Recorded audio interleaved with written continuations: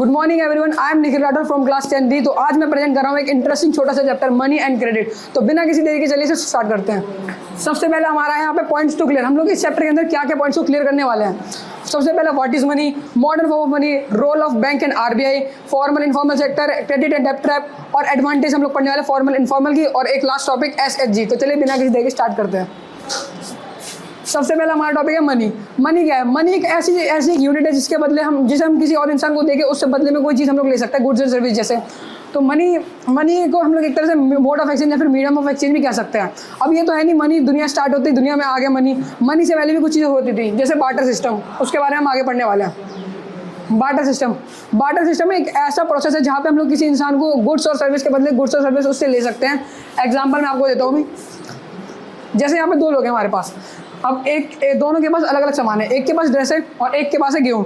अब इसको ड्रेस चाहिए और इसको चाहिए गेहूँ, तो ये दोनों अपने सामान को जो है एक्सचेंज कर लेंगे, जिससे मतलब इनका क्या कहते हैं, ये लोग सेटिस्फाई, इनका मतलब पूरा ये प्रोसेस हो जाएगा बार्टर सिस्टम। फिर ये लोग मतलब सेटिस्फाई हो जाएंगे।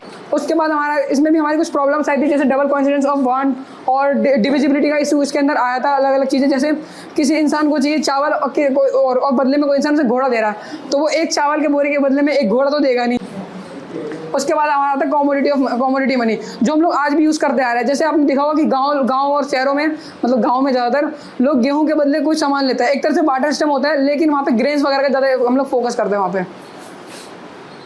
उसके बाद हमारा आता है मेटल मनी सिंपल हमारा गोल्ड कॉइन्स वगैरह जो पहले एंशिएंट टाइम में चलते थे, गोल्ड कॉइन हो गया या सिल्वर कॉइन्स वगैरह जो पहले एंशिएंट टाइम में चलते थे। लेकिन उनमें भी एक प्रॉब्लम होती थी, क्योंकि वो एक्सपेंसिव होते थे बहुत ज़्यादा। हमारे मतलब जो हमें सामान मिला उससे ज़्यादा एक्सपेंसिव होते थे, इसलिए उन्हें बंद कर दिया गया।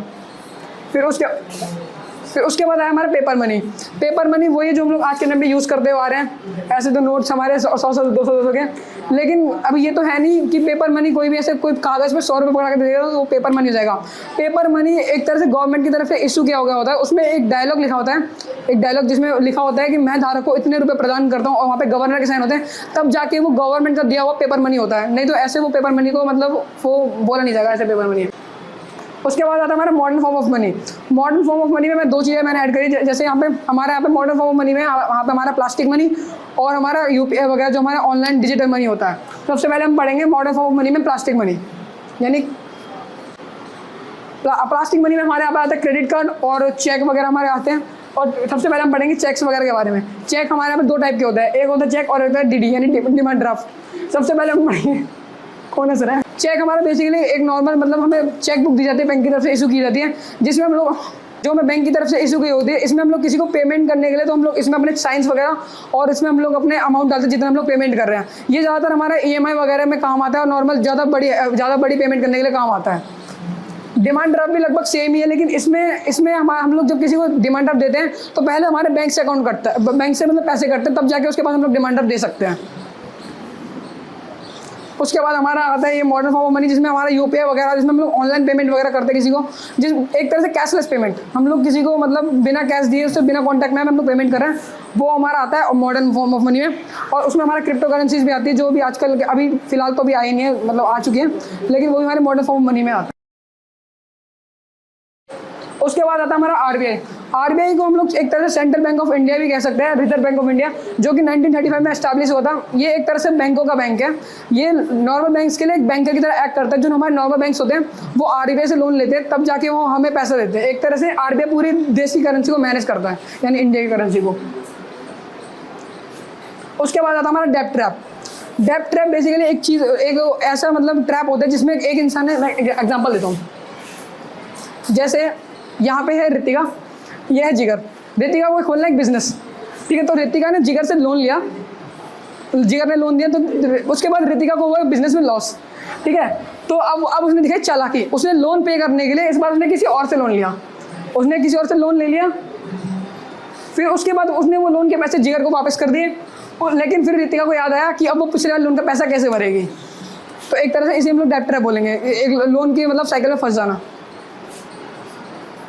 उसके बाद आता है हमारा formal and informal sector. Formal और इनफॉर्मल सेक्टर में बस यहाँ पर डिफरेंस ये है कि फॉर्मल सेक्टर में हम लोग क्या कहते हैं, एकदम हमारा गवर्नमेंट से मतलब एकदम गवर्नमेंट से लिंक्ड होता है हमारा लोन लेना, जैसे हम लोग डायरेक्ट बैंक से लोन ले रहे हैं, इसमें हमारा पेपर वर्क वगैरह ज़्यादा होता है थोड़ा सा, और नॉर्मल इंटरेस्ट मतलब लो इंटरेस्ट पे हमें मिल जाता है।